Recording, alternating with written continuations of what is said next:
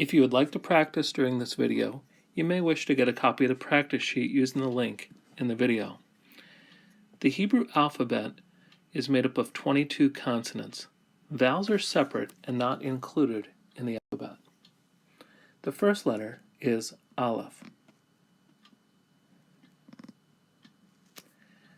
Aleph should not look like the letter X. Rather, begin with the line going from the upper left to the lower right, and then add two other lines. Aleph. The sound that Aleph makes is, it doesn't make a sound, it's silent. The next letter is Bet. Bet. Bet begins with this arcing line, and then the bottom line goes underneath. Bet. Bet makes two different sounds. When Bet has a dagesh in it, it's b, like boy. But when Bet does not have a dagesh, then it sounds like v, like the letter V. Gimel is the third letter in the alphabet. Gimel. It sounds like the letter G. Gimel. The next letter is Dalet. Dalet sounds like the letter D, as in dog. Very important in Dalet to make sure that you have this piece here overhanging. The next letter is Hey. Hey. It's very important in Hey to keep an opening right there so that it's not confused with other letters. Hey sounds like an H sound in English. The next letter is Vav. Now, Vav, we use the script letter. You just draw a straight line. Vav. Try to avoid any kind of hook or anything fancy with the letter Vav. Vav. Vav has a V sound when it's used as a consonant. The next letter is Zayin. Zayin. Zayin has a sound mostly like the letter Z in English. Sometimes you can hear people pronounce it with a DZ sound, Zayin. But pronouncing it with a Z sound is just fine. The next letter is Chet. Chet. Now you'll notice that Chet is very similar to the letter Hey that we did just a minute ago. Now the difference is, whereas in the letter Hey there's a gap here, there's no gap in Chet. So in Chet, you connect those lines. The sound has a little bit of a sound kind of like the end of the H in the end of Bach. Johann Sebastian Bach. The next letter of the Hebrew alphabet is Tet. Tet. Tet sounds like the letter T. And to draw Tet, you begin in the middle, just like that. Tet. The next letter in the Hebrew alphabet is Yod. And again, with the letter Yod, we use the script. So it's just that short, straight line near the top of the section, Yod. Try to avoid making anything fancy like this. Rather, we just use the script, the straight line, Yod. And Yod has, when it's used as a consonant, sounds like the letter Y, Y, as in yarn. The next letter of the Hebrew alphabet is Kaf. Kaf. Now Kaf has two different forms.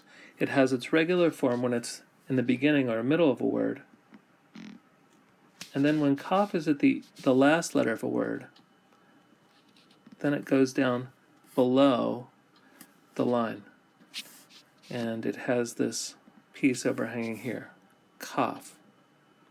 Kaf has two sounds. When kaf has a dagesh in it, it has a k sound, like the letter K in English, kick. When the dagesh does not have, when the kaf does not have a dagesh, then it has a ch sound, like chet, or like the ch in Bach, Johann Sebastian Bach.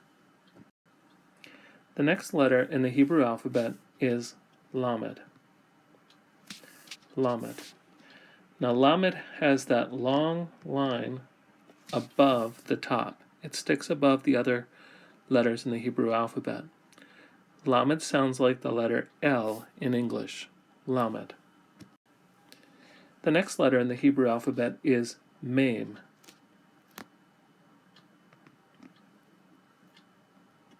Mem. Mem has two forms again. When it's at the beginning of a word or in the middle of the word, it looks like this. When it's at the end of a word, it just looks like a square with a small tail hanging out. Here you can see an example of a typeset mem at the beginning of a word and a final mem at the end of the word, mem. Mem sounds like the letter M. The next letter is Nun. Now for Nun, again, we use the script.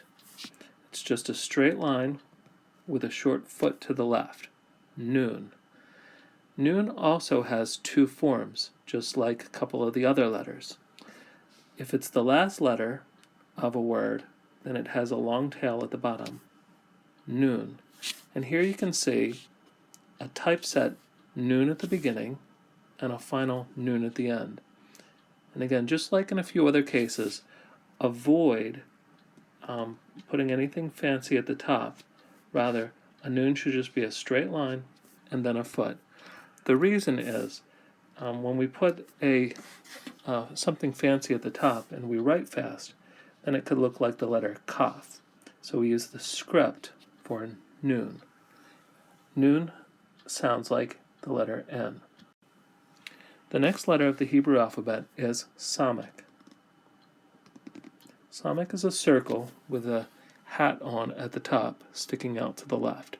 Samek sounds like the letter S.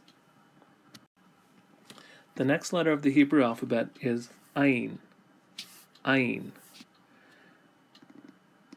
Ayin is made by first making this arc and then a straight line in the middle. Ayin. Ayin is another silent letter. There's no sound to it. Ayin. The next letter of the Hebrew alphabet is Pei. Pei. Pei is made, just start in the middle and wind your way around. Pei. Now Pei has two sounds. If Pei has a dagesh in it, it has a P sound, like P in pie. If there's no dagesh, then it has a PH sound, like phone. Pei has two forms. At the beginning or in the middle of a word, it looks like this. When it's the last letter, the final form has a long tail. The next letter of the Hebrew alphabet is Tzadeh. Now, to write a Tzadeh, you begin at the upper left, come down and around, and then add the hand up toward the right. Tzadeh. The sound that Tzadeh makes is a TS sound, just like tsunami. Tzadeh. Now there's two forms to the letter Tzadeh. At the beginning of a word, or in the middle, it looks just like this. If it's the last letter of a word, then it's a straight line with a long tail and a connector there. That's the final form of Tzadeh. The next letter in the Hebrew alphabet is Kof. Now, Kof has a long tail that goes below the bottom line. Then it has a second line off to the right. Kof.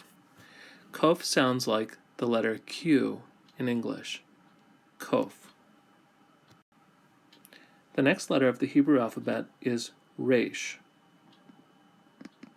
Resh. Resh sounds like the letter R. Now, in traditional pronunciation, it would have a rolled R, like rolled R. But we don't do that. We just do the regular R. But when you hear some of the audio tapes, audio files this semester, you'll hear the rolled R. The next letter of the Hebrew alphabet is Sin. Sin and Shin both look the same, except for Sin has the dot in the upper left. Sin. It makes a sound like the letter S in English. Sin. The next letter of the Hebrew alphabet is Shin. Shin looks exactly like Sin, except for the dot is in the upper right. Sin and Shin. It's easy to get these confused, but it made two sounds in the ancient world, so the Masoretes distinguished between the two by putting the dot on the left for Sin and on the right for Shin. The last letter in the Hebrew alphabet is Tav. Tav.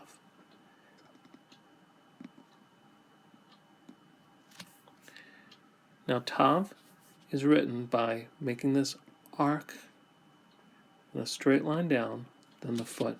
Very important to put the foot on the Tav here. Tav has a sound like the letter T. What I would suggest that you do is practice writing the entire Hebrew alphabet, just like you see on this page, from right to left, and practice again and again writing each letter. Aleph, Bet, Gimel, Dalet, He, Vav, Zayin, Chet, Te, Yod, Kaf, Lamed, Mem, Nun, Samek, Ayin, Pe, Tzadeh, Kof, Resh, Sin, Shin, Tav.